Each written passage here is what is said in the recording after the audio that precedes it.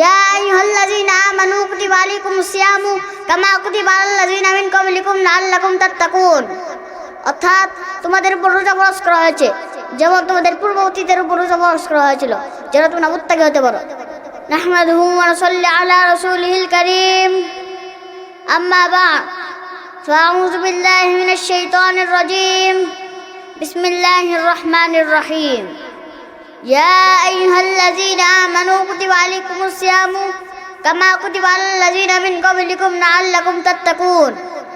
জাওয়ায়ে নূর তাহফিজুল কুরআন মাদ্রাসার উদ্যোগে আয়োজিত অধ্যকার সাপ্তাহিক অনুষ্ঠানের সম্মানিত সভাপতি, প্রধান অতিথি, মুহতারাম উলামায়ে কেরাম ও বিভিন্ন এলাকা থেকে আগত ইসলাম প্রিয় সম্মানিত অতিথিবৃন্দ এবং আমার প্রাণপ্রিয় ছাত্র ভাইয়েরা, আসসালামু আলাইকুম ওয়া রাহমাতুল্লাহি ওয়া বারাকাতুহু।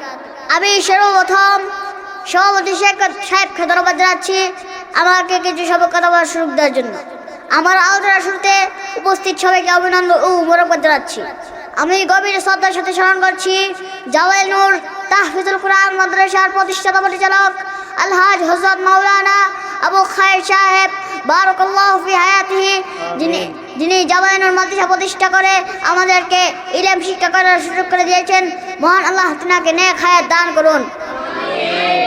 আমি আমার ভূমিকা দীর্ঘায়িত না করে রোজা বিষয়ে কিছু আলোচনা করার চেষ্টা করবো ইনশাআল্লাহ।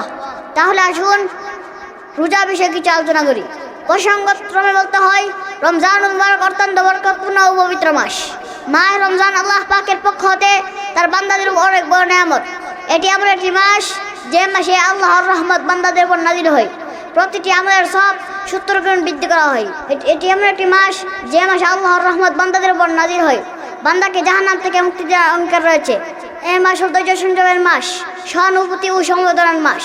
বন্ধুগণ, রোজা ইসলামের তৃতীয় রুকন, জাকাতের পরই তার স্থান। প্রত্যেক আকেল বালেগ মুসলমান নর-নারীর উপর রোজা রাখা ফরজ।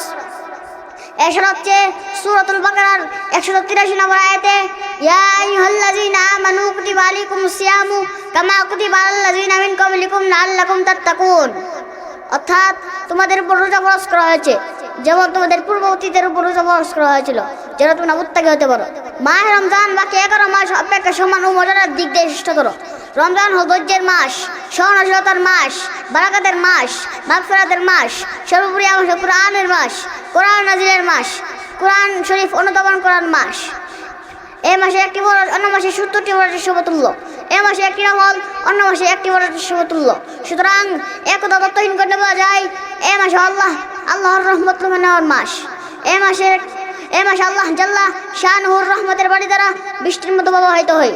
সেই রহমতের জন্নাতার থেকে রহমত গ্রহণ করে জীবনটাকে ধন্য করাই হলো এই মাসের তাৎপর্য ও অনিবার্য দাবি। তাই তো কোরআনে পাকে এরশাদ হচ্ছে সূরাতুল বাকারার 185 নম্বর আয়াতে শাহরু রমাদানাল্লাযী উনজিলা ফীহিল কুরআনু হুদাল লিন-নাসি ওয়া বাইয়িনাতিন মিনাল হুদা ওয়াল ফুরকান। অর্থাৎ রমজানের মাস যে মাসে বিশ্ব মানবতার মুক্তির সনদ মহাগ্রন্থ আল কোরআন নাযিল হয়েছে, যা সত্যপথ যাত্রীদের জন্য সুস্পষ্ট পথ নির্দেশক। সম্মানিত মুসল্লিয়ানে কেরাম, মহান আল্লাহ নবী করিম সাল্লাল্লাহু আলাইহি সাল্লামের উম্মতকে জীবনকে সংক্ষিপ্ত করার জন্য মূলত আল কোরআন নাযিল করেছেন। কামিয়াব ও সফল করার জন্য মূলত আল কোরআন নাযিল করেছেন। আল্লাহ তাআলা আমাদেরকে কোরআনের প্রতি আমল করার তৌফিক দান করুক। আমিন। ওয়া আখিরু দাওয়ানা আলহামদুলিল্লাহি রাব্বিল আলামিন।